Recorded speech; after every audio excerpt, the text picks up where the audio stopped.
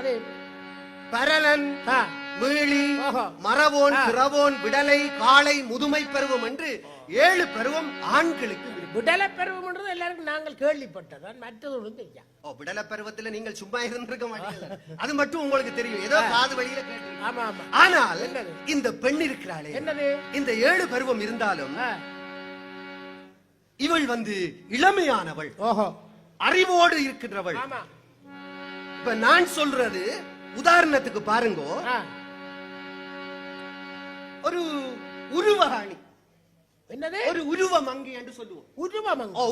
உருவமங்கை இலக்கியங்கள்ல பாருங்க, அந்த இலக்கியங்கள்ல மங்கைகளை எப்படி பேசுவாங்க, ஒவ்வொரு இலக்கியத்திலும் ஒவ்வொரு மாதிரி பேசுவாங்க. அப்படி அது நிலவென்பார்கள், ஒளி என்பார்கள், கிளி என்பார்கள், அன்னம் என்பார்கள், பே என்பார்கள், பிசாசு என்பார்கள். சிலவள சொல்லி இது இவருக்கு வாய்ச்சது பேய் பிசாசம் போன்ற கதையில சொல்லி இருக்கிறாங்க. நீங்கள் வாய்ச்ச கதை நான் அப்படி கேள்விப்படையில இருக்கலாம். ஆனதுனால இது ஒரு உருவகம், ஒரு உருவமங்கை. ஆமா, இப்படியான இந்த உருவமங்கை இருக்கே, அது எப்படிப்பட்டது? இவள் யாரும் அல்ல, எங்களுக்கு நல்லறிவை தருகின்ற கல்வி கூடமாகிய யாழ்ப்பாண பல்கலைக்கழகத்தை பற்றி தான் நான் சொன்னேன். ஆமா, அது எப்படி மங்கை? நீங்க வேற ஏதோ வேற ஒன்றும் இல்ல, நான் ஏதோ மங்கை என்ன வேற என்ன நினைச்சிட்டேன். பல்கலைக்கழகம் எப்படி உருவாயினது என்று சொல்ல போறீங்க. இந்த பல்கலைக்கழகம் இருக்கு, இன்றைக்கு சுமார் 90 வருடங்களுக்கு முன்னர் இங்கே நம் நாட்டின் பேரறிஞரும் ஞானியுமாகிய சுவாமி விபுலானந்தடிகள் இந்த யாழ்ப்பாணத்திற்கு ஒரு பல்கலைக்கழகம் வேண்டும் என்று வேண்டுகோள் விடுத்தார். அப்பவே இந்த யாழ்ப்பாணத்திற்கு ஒரு பல்கலைக்கழகம் வேண்டும் என்று எண்ணினார். அவர் புறக்கேயே மங்கை என்று இணைத்து கொண்டான் வந்திருக்கிறார். எண்ணம் மங்கையில இருந்தது. ஒரு மங்கை சிறப்பான ஒரு பல்கலைக்கழகம் வர வேண்டும் என்ற எண்ணத்தோடு அவர் பயணித்துக் கொண்டார். அத்தகைய காலத்திலே இந்த சர்வதேச புகழ் பெற்ற அறிஞர்களை தந்ததோடு இந்திய பல்கலைக்கழகங்களுக்கு மார்க்க உபதேசியாக விளங்கியதுமான வட்டுக்கோட்டை சமணரி அந்த காலத்திலே அரிய பெரிய செயல்களை செய்து கொண்டார். அது மட்டுமல்ல, நல்லூர் தமிழ்ச்சங்கம் ஆற்றிய கல்வி பணிகள், நிறைய கல்வி பணிகளை ஆற்றிக் கொண்டு வந்தது. அப்படியான அந்த காலத்திலே பெரும் தத்துவ ஞானிகளையும் அறிஞர்களையும் விஞ்ஞானிகளையும் உருவாக்கும் பல்கலைக்கழகம் ஒன்றை யாழ்ப்பாணத்திலே நிறுவ வேண்டும் என்று எண்ணினார். அதன்படியாக அறிவை தேடும் வேட்கையிலே ஆசை கொண்டாரும் அவரே, அறிவை தேடும் வேட்கையிலே ஆசை கொண்டாரும் அவர்கள் இருளை போக்கி ஒளியூட்டும், இருளை போக்கி ஒளியூட்டும் அறிவு கூடம் தேடினரே, அறிவை தேடும் வேட்கையிலே, அறிவை தேடுகின்ற வேட்கையிலே நம்மவர்கள் ஆசை கொண்டார்கள். அதன்படியாக அன்னை யாழின் மடியினிலே அந்த கூடம் மடியினிலே அந்த கூடம் வேண்டுமென்று உன்னை பெரியோர் முயன்றதனால், உன்னை பெரியோர் முயன்றதனால் உலகலை பல்கலையே அறிவை தேடும் வேட்டையிலே ஆசை கொண்டாரும் அவரே. அறிவை தேடுகின்ற வேட்கையிலே எம்மவர்கள் ஆசை கொண்டார்கள். அதன்படியாக வடபுலத்திலே வாழ்ந்த மக்கள், கல்விமான்கள், அரசியல் தலைவர்கள் பல்கலைக்கழக அந்தஸ்துடைய உயர்கல்வி நிறுவனம் ஒன்றை எம் மண்ணிலே யாழ்ப்பாணத்திலே அமைக்க வேண்டும் என்று எண்ணினார். அதன்படியாக அவர்களுடைய அந்த எண்ண சிந்தனைகள் இருக்கின்ற அதே காலப்பகுதியில் 1823 அமெரிக்காவிலே இருந்து வந்த மிஷனரிமார்கள் சிலர் பல்கலைக்கழக அந்தஸ்துடைய கல்லூரியை யாழ்ப்பாணத்தில் அமைக்க திட்டமிட்டார். இவங்களும் நினைக்கிறாங்க, அவங்களும் நினைக்கிறாங்க. இதே காலப்பகுதியில் சேர்பொன் ராமநாதன் இருக்கிறாரே, ஆமா பரமேஸ்வரா கல்லூரியை நிறுவி ஆமா அதிலே ஆண்களுக்கான கல்வியை கற்பிக்க ஓஹோ செயற்படுத்தினார். அங்கே ராமநாதன் கல்லூரியை நிறுவி பெண்களுக்கான கல்வியை செயற்படுத்தினார். அப்ப ஆண்களையும் பெண்களையும் ஒண்டா சேர்த்து விட இல்லை. உங்களை அண்டைக்கே அந்த ஆளுக்கு தெரிஞ்சிட்டு என்னடா சேர்த்தா பிரச்சனை வரும், பிரச்சனை வரும், தனித்தனியே வச்சு. ஆமா ஆமா ஆனதுனால அங்கே நிறுவப்பட்டது. என்னது? அதே நேரத்திலே SWRD பண்டார் நாயக்கா பல்கலைக்கழக அமைக்கவோ என்னவோ யோசித்த செய்தி அப்போ ஒன்று சொல்ல கேட்டு. எப்படி? அந்த காலத்திலே இதே காலத்திலே பல்கலைக்கழகம் அமைக்க வேண்டும் என்ற எண்ணம் சிந்தனை காணப்பட்டது. ஆமா. அதே நேரத்திலே இந்த பரிவோனாக்களுக்கு பல்கலைக்கழக அந்தஸ்து கொடுக்கப்பட்டது. அவற்றை ஒத்த நிறுவனம் ஒன்றை வடக்கிலும் அமைக்க வேண்டும் என்ற எண்ணம் அங்கே ஏற்பட்டது. அப்பவே பிளான் போட்டுட்டீங்க. ஆமா. ஆனால் வடக்கிலே இருந்த அந்த பெரியவர்கள் தலைவர்களுடைய சிந்தனையிலே அது அமைவதற்கு சந்தர்ப்பம் கிடைக்கவில்லை. ஆனால் காலம் ஓடுகின்றது, காலம் நிற்காது. அதே கால பகுதியிலே உன்னதமாக பேராசிரியர் ஜோசப் நீடம், பேராசிரியர் ஜிசி சட்டர்ஜி ஆகியோரை கொண்டு அமைக்கப்பட்ட நீடம் ஆணைக்குழு யாழ்ப்பாணத்திலும் கொழும்பிலும் இலங்கை பல்கலைக்கழக புதிய வளாகங்கள் அமைக்க வேண்டும் என்ற சிந்தனை வந்தது. நீடம் நீடம் நீடம் இல்லையா? நீடம் நீடம் ஆணைக்குழு. அதன் பிரகாரமாக அங்கே அந்த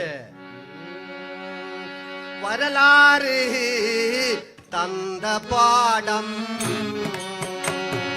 வரலாறு தந்த பாடம்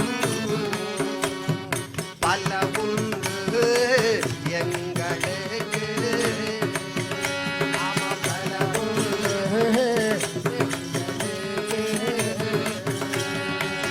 அன்றைக்கும் என்றைக்கும் அது என்றைக்கும் வழிகாட்டும், அது என்றைக்கும் வழிகாட்டும்.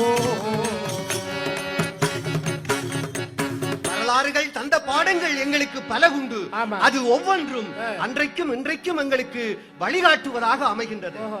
இவ்வாறு போய்கொண்டிருக்கின்ற வேளையிலே அங்கே 1974 ஆண்டு ஜூன் மாதம் 10ஆம் தேதி இலங்கை பல்கலைக்கழக துணைவேந்தராகிய திரு LH சுமணதாசா அவர்கள் கொழும்பில் அவருடைய அதிகாரிகளுடன் சேர்ந்து இலங்கை பல்கலைக்கழக வளாகம் ஒன்றை திறப்பது தொடர்பாக அடிப்படை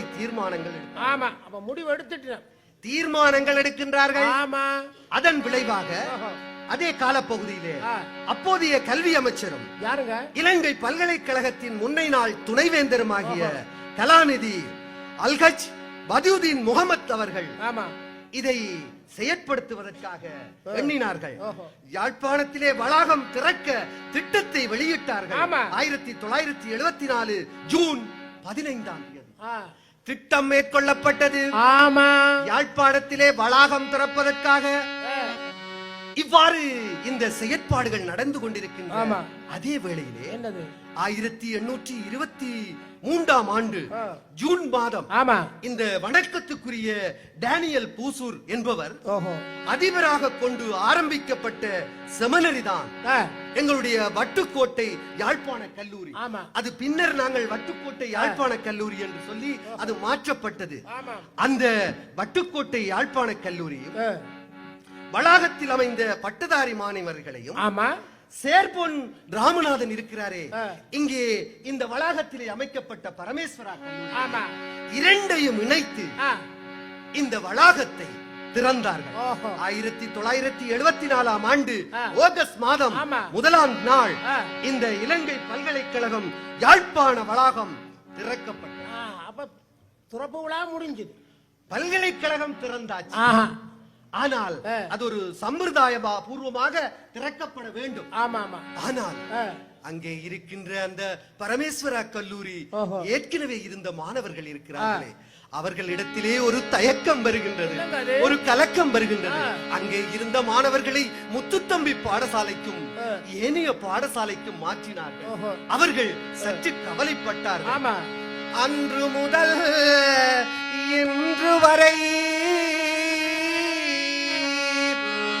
அன்புடனும் பண்புடனும் அரவணைத்து அறிவூட்டிய பரமேஸ்வராவை விட்டு செல்லும் நிலை ஏற்பட்டதே. இந்த பரமேஸ்வராவை விட்டு நாங்கள் செல்லுகின்ற நிலை அப்படி ஏற்பட்டது என்று சொல்லி அந்த பரமேஸ்வராவோடு ஐக்கியமானவர்கள் கவலைப்படுகின்றார்கள். ஆனால் காலத்தின் தேவை அது தவிர்க்க முடியாது. அவர்கள் சிறப்பாக கிடைக்கப்பட்டார்கள்.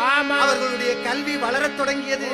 ஆனால் இங்கே இந்த பல்கலைக்கழகம் உருவாக்கப்பட்டது. அந்த பல்கலைக்கழகத்துக்கு துணைவேந்தராக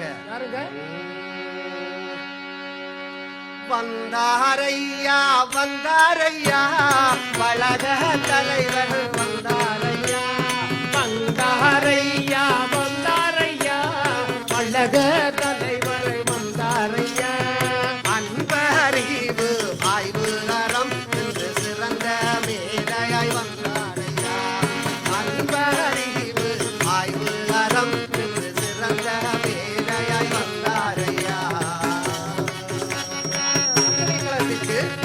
அகிலம் போற்றும் உத்தமராய் கைலாசபதி வந்தாரையா அகிலம் போற்றும் உத்தமராய் கைலாசபதி வந்தாரையா தலைவராக வந்தாரையா நல்ல தலைவராக வந்தாரையா நல்ல தலைவராக வந்தாரையா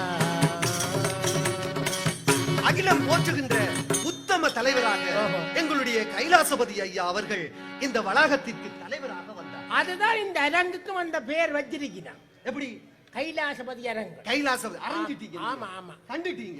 ஆமா, அவருடைய சிறப்பு, அவருடைய ஆளுமை. ஆமா, தமிழ் அறிஞர்கள் ஓஹோ அங்கே கைலாசபதி ஐயா அவர்கள் யாழ்ப்பாண பல்கலைக்கழகத்தின் தலைவராக பொறுப்பேற்று அஜிய பல பணிகளை செயற்படுத்திக் கொண்டு வருகிறார்.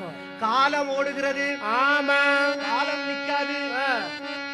அதிலே 1974 ஜூன் 25ஆம் நாள் வெளியிடப்பட்ட 121/5 இலக்க அதிவிசேட வர்த்தகமானியிலே சட்டபீடம் உடற்கல்வி பீடம் ஆரம்பிப்பதற்கான செயற்பாடுகள் தொடங்கின. ஆனால் அந்த நேரத்தில் சட்டபீடமும் உடற்கல்வி பீடமும் தோன்றி இருந்தா அது ஒரு சட்டப்படி இருந்திருக்கும். ஆனால் அங்கே விஞ்ஞான பீடமும் மனிதவள பண்பியல் பீடமும் ஆரம்பிக்கப்பட்டது. இந்த விஞ்ஞான பீடத்திலே விஞ்ஞான பீடமும் மனிதவள பண்பியல் பீடமும் ஆரம்பிக்கப்பட்டது. பேராதனை பல்கலைக்கழகத்தின் முந்தைய நிர்வாக உதவியாளர் திரு பி செல்வநாயகம் அவர்கள் இங்கே உதவி பதிவாளராக வந்தார். 1974ஆம் ஆண்டு 8ஆம் மாதம் 9ஆம் தேதி செனட் சபையின் உதவி பொருளாளராக விளங்கிய திரு கே ரத்னதிலகா இங்கே உதவி பொருளாளராக வந்தார். அது மட்டுமல்ல, துறைமுக அதிகார சபையின் முன்னை நாள் உதவியாளர் திரு எஸ் சிவபாதம் அவர்கள் 1975 நிர்வாக உதவியாளராக வந்தார். இவ்விதமாக நியமிக்கப்பட்டு இந்த வளாகம் சிறப்போடு செயற்பட்டுக் கொண்டு வருகின்றது. அந்த வளாகத்தை என்னது இப்படி நடந்தாலும் சம்பிரதாய பூர்வம் சம்பிரதாயம் திறப்பு விழா. ஆமா, அது திறப்பதற்காக அன்றைய பிரதமராக இருந்த ஸ்ரீமாவோ பண்டார நாயக்கா அவர்கள் 1974ஆம் ஆண்டு 10ஆம் மாதம் 6ஆம் தேதி 2:25 பிற்பகல் யாழ்ப்பாண வளாகம் வைபவ ரீதியாக திறந்து வைக்கப்பட்டது. அம்மையார் வந்தப்ப திறந்து வச்சிட்டா. ஆமா, யாழ்ப்பாண கல்லூரி பட்டதாரிகள் பிரிவிலே இருந்து படித்துக் கொண்டிருந்த 14 மாணவர்கள் இந்த விஞ்ஞான பீடத்திற்கு இணைக்கப்பட்டார். 14 பேர். ஆமா, மனிதவள பீடத்தின் பீடாதிபதியாக அதிலே இந்திரபாலா இணைக்கப்பட்டார். இவர்களை கொண்டு இந்த வளாகம் சிறப்புற நடைபெற்றுக் கொண்டிருக்கிறது, ஆற்றுப்படுத்தப்பட்டுக் கொண்டிருக்கின்றது. அது மட்டுமல்ல, யாழ்ப்பாண கல்லூரியின் முன்னை நாள் பதிவாளர் திரு ஜே எச் அரியரட்னம் அவர்கள் உதவி பதிவாளராக அமைக்கப்பட்டார். திரு ஆர் எஸ் தம்பையா அவர்கள் சிரேஷ்ட உதவி நூலாளராக அங்கே நியமிக்கப்பட்டார். இப்படி இருந்தாலும் இந்த பல்கலைக்கழக இந்த வளாகம் சிறப்பாக நடந்து கொண்டிருந்தாலும் இந்த வளாகத்திற்கு ஒரு தன்னாதிக்கம் உள்ள ஒரு பல்கலைக்கழகமாக வர வேண்டும் என்ற எண்ணம் சிந்தனை வந்தது. ஓஹோ, தன்னாதிக்கம் என்னது? தன்னாதிக்கம் என்ன சொன்னா, பாடத்திட்டம், தேர்வு அதிகாரம், சான்றிதழ் வழங்குதல், நிர்வாக உரிமை எல்லாம் தங்களிடத்திலே இருக்கும். வேற பல்கலைக்கழகத்திலே இருந்து எல்லாம் இங்கதான். அப்ப பேப்பர்களும் கேள்வி மறுமொழி எல்லாம் இங்கதான். பேப்பர்களும் கேள்வி மறுமொழி, கேள்வித்தாள் மட்டும் மறுமொழிப்படி எங்க பிள்ளைகள் எழுதுவாங்க. அதுதான் ஆனதுனால இதுகள் எல்லாம் தன்னாதிக்கம் மிக்கதாக வர வேண்டும் என்று எண்ணினார்கள். அதன்படியாக அந்த காலத்திலே தமிழ் அறிஞரான காலம் சென்ற பேராசிரியர் சூனா வித்யானந்தன் அவர்கள் முதலாவது தன்னாதிக்கம் மிக்க துணைவேந்தராக கடமையேற்றுக் கொண்டார். இப்படி பல்வேறுபட்ட செயற்பாடுகள் இருக்கின்ற போது அங்கே கலைப்பீடத்தில் இருந்த மணிமக முகாமைத்துவத்து பீடம் எங்களுடைய வாழ்நாள் பேராசிரியர் பாலசுந்தரம் பிள்ளை ஐயா அவர்களினால் முகாமைத்துவ கற்கை வணிக வீடமாக மாற்றம் பெற்றது.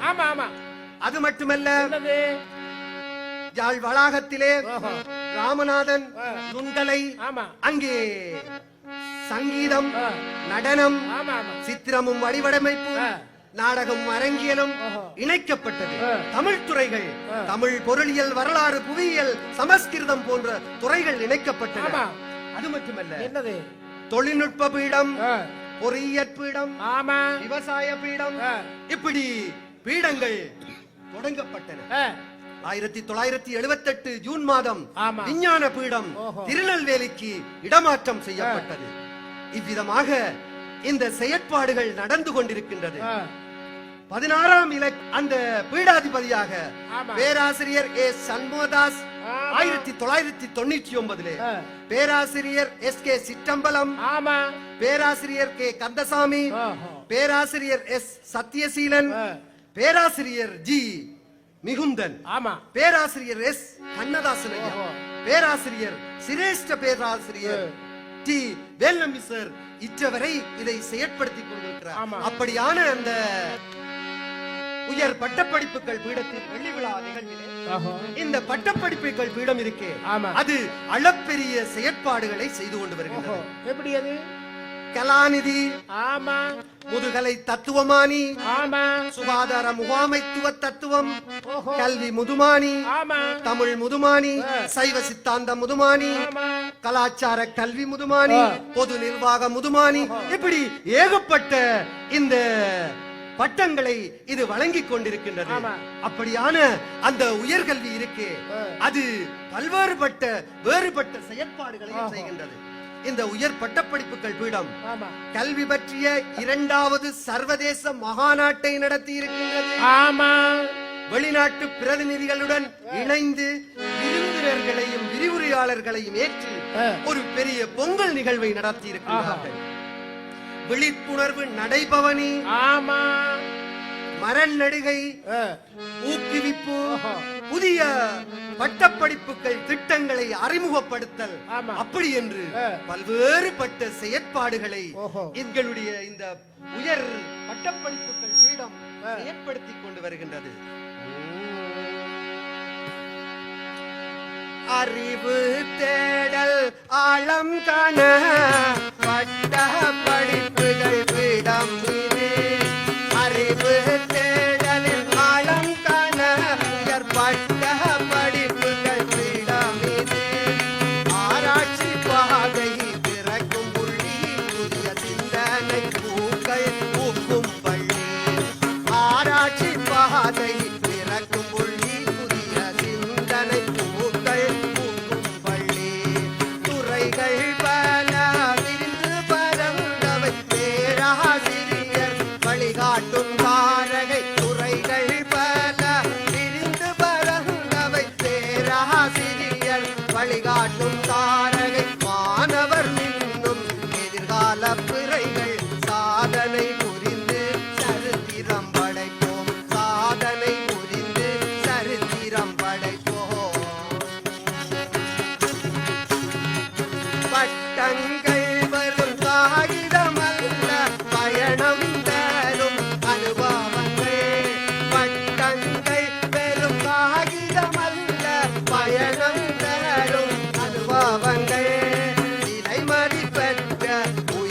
பட்டப்படிப்பு எதிர்கால உலகின் நம்பிக்கை, எதிர்கால உலகின் நம்பிக்கை.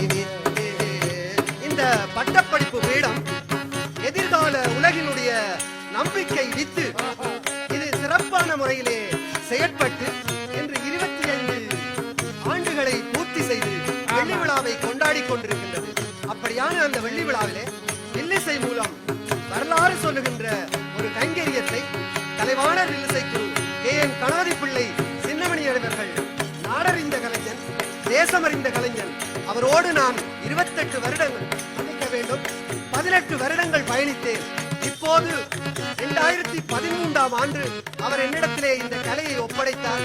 இந்த பண்பாட்டை நான் அடுத்த சந்ததிக்கு கடத்த வேண்டிய ஒரு பொறுப்போடு இருக்கின்றேன். அவர் என்னிடத்திலே 13 ஒப்படைத்தார். 2015ஆம் ஆண்டு அமரத்துவம் அடைந்து விட்டார். அவருடைய ஆத்மா சாந்தி அடைய வேண்டும் என்று வேண்டிக் கொண்டு அவர் தந்த காலப்பகுதியிலே இருந்து 12 வருடங்கள் இங்காலே பயணித்துக் கொண்டிருக்கின்றேன். இப்படியான அறிஞர்கள் நிறைந்த ஒரு அவையிலே இப்படியான ஒரு அடியேனுக்கு இந்த கதையை சொல்லுவதற்கான வாக்கியத்தை தந்த இன்றைய இந்த உயர் பட்டப்படிப்புகள் 25வது ஆண்டு விழாவினுடைய தலைவர்கள், உறுப்பினர்கள், இங்கு வந்திருப்போர் அனைவர்களுக்கும் நன்றியை கூறிக்கொண்டு இந்த வில்லிசை நிகழ்த்துகின்ற போது ஏற்பட்டிருக்கக்கூடிய பொருட்பிழை போன்ற பிழைகளை பொறுத்தருளுமாறு வேண்டிக் கொண்டு இந்த வில்லிசையை நிகழ்த்துவதற்கு என்னோடு எங்களுடைய MAD இணைப்பாளர், எங்களுடைய விரிவுரையாளர் திரு விஜயபாஸ்கரன் சார் அவர்கள் தொடர்பு கொண்டு என்னை இந்த உயர் பட்டப்படிப்புகள் பீடத்தின் சிரேஷ்ட பேராசிரியர் வேல்நம்பீஸ்வரோடு இணைத்து இந்த வில்லிசைக்குரிய அந்த ஸ்கிரிப்டை எங்களுடைய வேல்நம்பீஸ்வர் அவர்கள் தான் படைத்து தந்திருக்கின்றார். அவருக்கும் இந்த நேரத்திலே நான் நன்றி கூறிக்கொண்டு உங்களிடமிருந்து விடைபெற்றுக் கொள்கிறேன். நன்றி, வணக்கம்.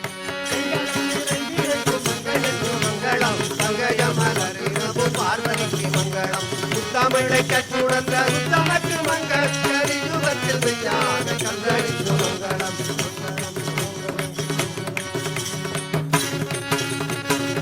வாழ்க தமிழ், வளர்க பல்கலை.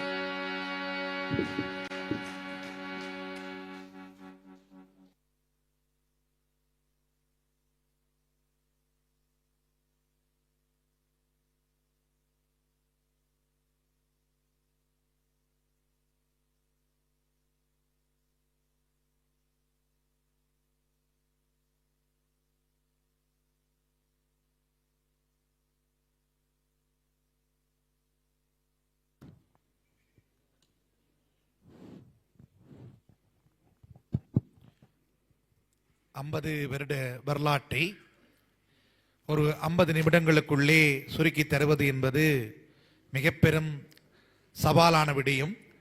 எங்களுடைய மதிப்புக்குரிய திரு மதியழகன் அவர்கள் தன்னுடைய தரப்பட்ட பணியை மிக நேர்த்தியாக செய்து இந்த வில்லிசை அரங்கேற்றி இருக்கிறார். நாங்கள் எதிர்பார்த்ததை விட காலம் நீண்டிருந்தாலும் மிக பொறுமையோடு இந்த நிகழ்ச்சியை ரசித்த உங்கள் எல்லோருக்கும் எங்களுடைய நன்றிகள். வில்லிசையை வழங்கிய எங்களுடைய மதிப்புக்குரிய கலைவாணர் வில்லிசை குழு, அதனுடைய கலைஞர்கள் அத்தனை பேருக்கும் எங்களுடைய மனப்பூர்வமான நன்றிகளையும் வாழ்த்துக்களையும் பதிவு செய்கின்றோம். உயர்பட்ட படிப்புகள் பீடத்தினுடைய வெள்ளி விழா நிகழ்வுகள் இனிதே நிறைவு பெற இராப்போசனம் அங்கே விருந்து ஆரம்பமாக இருக்கிறது. அதிலே கலந்து கொண்டு எல்லோரும் இந்த நிகழ்வை நிறைவு செய்யுமாறு அன்பாக கேட்டு இந்த கலைஞர்களுக்கு எங்களுடைய மனப்பூர்வமான வாழ்த்துக்களை மீண்டும் ஒரு முறை பதிவு செய்து கொண்டு எல்லோரும் விருந்து உபசாரத்திலே சந்திப்போம்.